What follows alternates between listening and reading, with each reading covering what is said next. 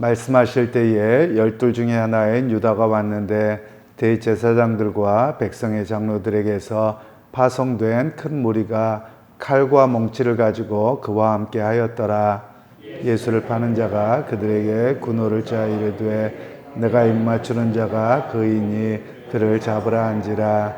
곧 예수께 나와 라삐어 안녕하시옵니까 하고 입을 맞추니 예수께서 이르시되 친구여 내가 무엇을 하려고 왔는지 행하라 하신대 이에 그들이 나와 예수께 손을 대어 잡는지라. 예수와 함께 있던 자 중에 하나가 손을 펴 칼을 빼어 대제사장의 종을 쳐 그 귀를 떨어뜨리니 예수께서 이르시되 내 칼을 도로 칼집에 꽂으라. 칼을 가지는 자는 다 칼로 망하느니라. 너는 내가 내 아버지께 구하여 지금 12군단 더 되는 천사를 보내시기에 할 수 없는 줄로 아느냐. 내가 만일 그렇게 하면 이런 일이 있으리라 한 성경이 어떻게 이루어지겠느냐 하시더라. 그때 예수께서 무리에게 말씀하시되 너희가 강도를 잡는 것 같이 칼과 몽치를 가지고 나를 잡으러 나왔느냐. 내가 날마다 성전에 앉아 가르쳤으되 너희가 나를 잡지 아니하였도다. 그러나 이렇게 된 것은 다 선지자들의 글을 이루려 함이니라 하시더라. 이에 제자들이 다 예수를 버리고 도망하니라. 예수를 잡은 자들이 그를 끌고 대제사장 가야바에게로 가니 거기 서기관과 장로들이 모여 있더라. 베드로가 멀찍이 예수를 따라 대제사장의 집들에까지 가서 그 결말을 보려고 안에 들어가 하인들과 함께 앉아 있더라.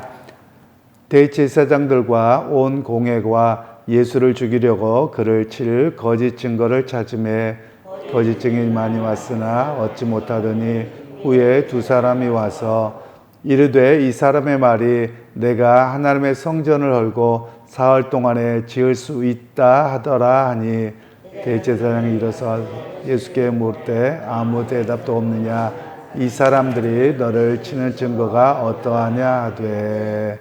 아멘. 오늘 말씀은 거짓된 재판이라는 제목으로 함께 말씀을 나누겠습니다.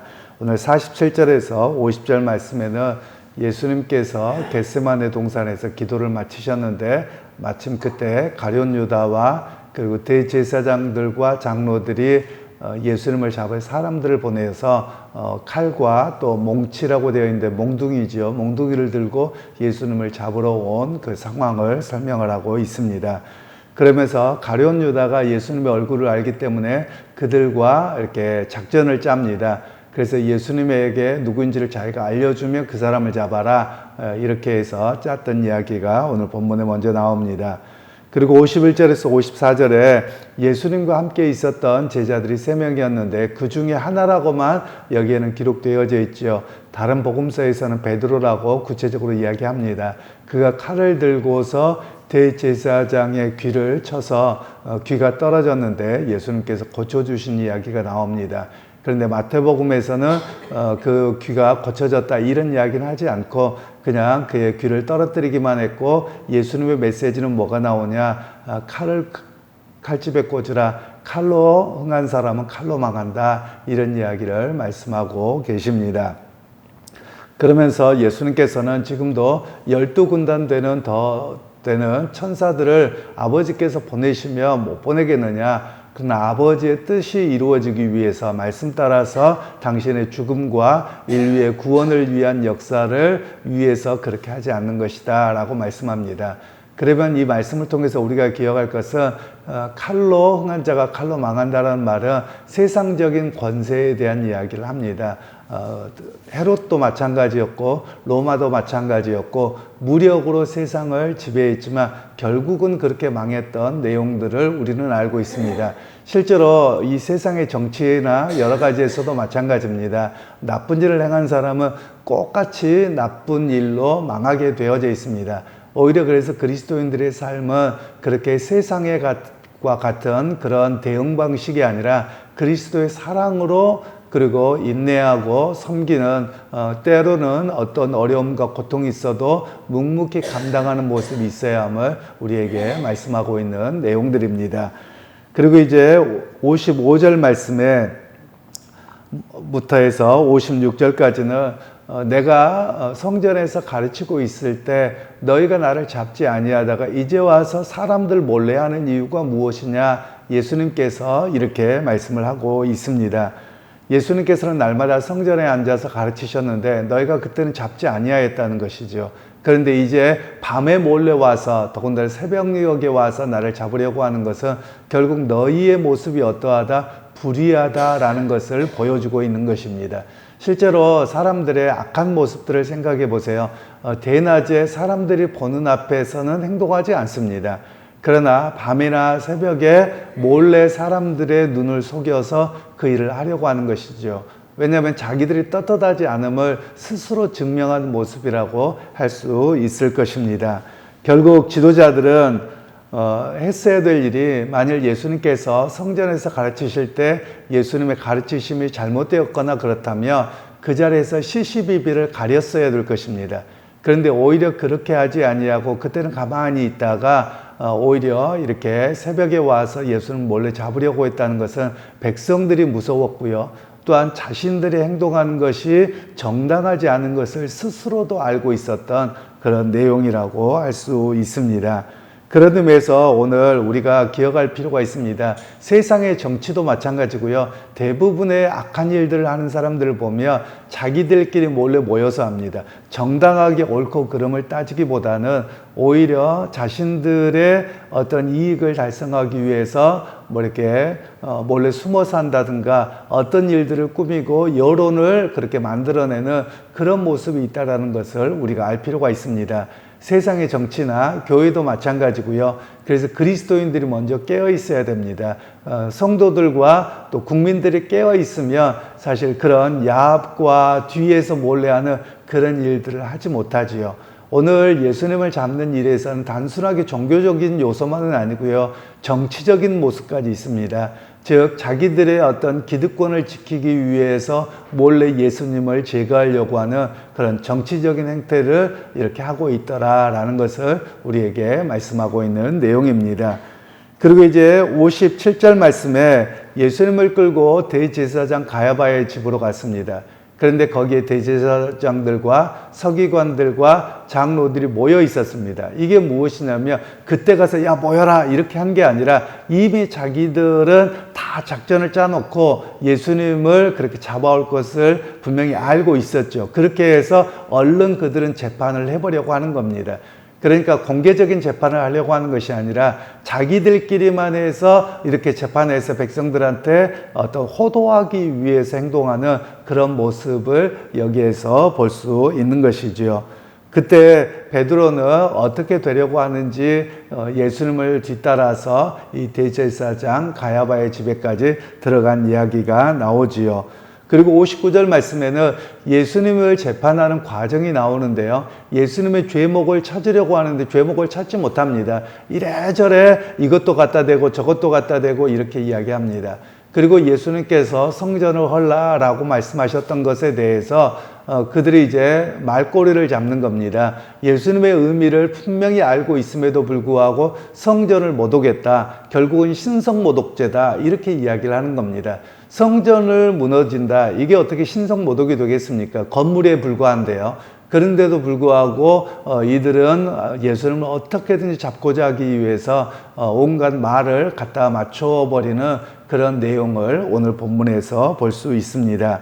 결국 악한 사람은 이렇게 합니다. 온갖 죄를 갖다 덧붙이면 이런 일들이 있다는 것이지요. 사실 우리나라의 재판이나 또는 검찰에 대한 이야기들을 이렇게 비판적으로 보면 이렇습니다. 어떤 사람이 하나의 잘못을 했습니다. 그런데 검찰에 들어갔을 때 보면 하나가 아니라 죄가 여러 개가 붙는 거예요. 예를 들면 우리가 운전하다가 여기 앞에서 사고가 났다고 하십시다. 그냥 사고 난 것에 불과할 수도 있고 내가 실수했을 수도 있는 거예요. 그런데 거기에 갖다가 법을 어떻게 적용하느냐에 따라서 죄가 몇 가지가 되기도 합니다. 바로 그런 모습들이죠. 그러니까 이 사람들은 성경을 알고 법을 아는 사람들인데 그냥 있는 모습 그 팩트 그대로 갖고 이야기하기보다도 거기에다 온갖 죄를 갖다 덧붙이는 겁니다. 그러면 거기에 죄가 더 많이 생겨지거든요. 바로 그런 모습에 대한 이야기를 우리에게 하고 있는 내용들입니다. 어떤 면에서 보면 이렇게도 이야기를 할 수 있습니다. 죄명을 갖다 붙이는데 이들은 이미 결론을 내놓고 있어요. 예수님을 사형시키고 제거해야 되겠다. 이 결론을 갖고 예수님을 봅니다. 그러니까 어떻게 됩니까? 어떻게든지 예수님의 말과 행동과 이런 것들을 죄로 뒤집어 씌우기 위해서 온갖 것을 보고 있더라라는 것을 말씀하는 겁니다. 사실 오늘 제가 이렇게 검찰이나 재판부나 이런 이야기만 하는 것이 아니라 사실 우리의 모습이 그러합니다. 우리는 있는 그 사람의 본래의 모습 또는 의도 이런 것을 먼저 들어야 되는데 내가 저 사람이 싫습니다. 저 사람 나쁜 사람이야 라고 먼저 찍어 놓습니다. 그러면 그 사람이 어떤 행동을 하든지 좋게 보이지 않는 거예요. 다 나쁜 일로만 보이는 겁니다. 사실 이런 선입견을 우리가 벗어나야 함을 성경은 이야기를 하고 있는 겁니다. 이것은 단순하게 어떤 정치적인 문제 또는 재판부의 문제나 이런 데만의 문제가 아니라 우리 사람들의 모습이 다 그러함을 오늘 성경은 이야기를 하고 있습니다. 그리고 나서 이제 예수님께서는 오히려 이 사건들을 통해서 우리에게 말씀하고 있는 내용들이 있습니다. 결국 세상의 모습은 어떠하냐? 세상의 모습은 권세 잡은 자, 기득권 이런 사람들에 의해서 지배되는 것처럼 보입니다. 그래서 예수님께서는 칼로 흥한 자는 칼로 망한다는 말씀이 결국 그렇게 그들이 승리하고 여전히 가는 것 같지만 결국은 그들은 그걸로 인해서 멸망할 것이라는 것이죠. 왜냐하면 칼로 흥한 자, 결국 기득권과 권력을 자기가 계속 유지하기 위해서 더 악한 일을 행할 수밖에 없습니다. 그때 국민들이 일어날 것이고 또 다른 사람에 의해서 동일하게 당할 것이라는 것이죠. 그러기에 그리스도인의 삶의 모습은 오히려 세상의 방식이 아니라 인내하는 것이고 또 사랑하는 것이고 또 때로는 힘들고 어렵더라도 하나님의 역사하심을 바라보고 묵묵히 내 일을 감당하는 모습이 바로 그리스도인들의 삶의 모습이어야 함을 이야기를 합니다. 그리고 우리에게 악한 사람들에 대한 이야기를 우리가 잘 기억하면서 악한 사람과 기득권자들의 사고방식에 속지 않아야 됨을 이야기를 하는 겁니다. 악한 사람들과 기득권적인 사람들은 결국 그 사람을 정죄해 놓습니다. 그래 놓고 확증을 시켜놓고 이 범죄의 기록을 찾아내는 그리고 온갖 것을 갖다 맞추는 이런 모습들이 되더라라는 것이지요. 그러게 여러분 오늘 우리가 믿음 생활하면서 이런 우리도 모르는 사이에 세상적인 사고방식과 삶의 방식을 그냥 따라갑니다. 우리가 그런 면에서 좀 변해가야 될 그런 모습입니다. 사실 우리가 해야 될 일들이 있습니다. 그것은 뭐냐면 그 사람의 말과 행동을 믿어주는 겁니다. 물론 그 사람이 거짓말했을 수 있을 거예요. 잘못했을 수 있을 거예요. 그런데 그것을 우리가 확증해서 저 사람이 이러니까 이렇게 거짓말을 하는 걸 거야 라고 계속 그걸 이야기하다 보면 사실 범죄하는 겁니다. 우리가 하나님 앞에 죄 짓는 겁니다. 그런데 그 사람이 나는 이렇다라고 했는데 그 사람이 만약에 우리를 속이기 위해서 거짓말한 것이라면 하나님께 심판을 받을 겁니다. 그런데 그 사람이 정직함을 이야기했어도 내가 그 사람을 확증 판결을 내서 절대 못 믿고 정죄한다면 우리가 하나님 앞에서 그에 대한 책임을 지고 우리가 범죄하는 것이지요. 그러니까 여러분 오늘 우리가 해야 될 일들은 사람이 말한 거 행동한 그 모습을 그대로 보아주는 겁니다. 내가 왜곡된 시각과 왜곡된 그 들음으로 인해서 남을 판단하고 정죄하는 그런 모습을 갖지 않아야 됨을 우리에게 말씀하고 있는 것이지요.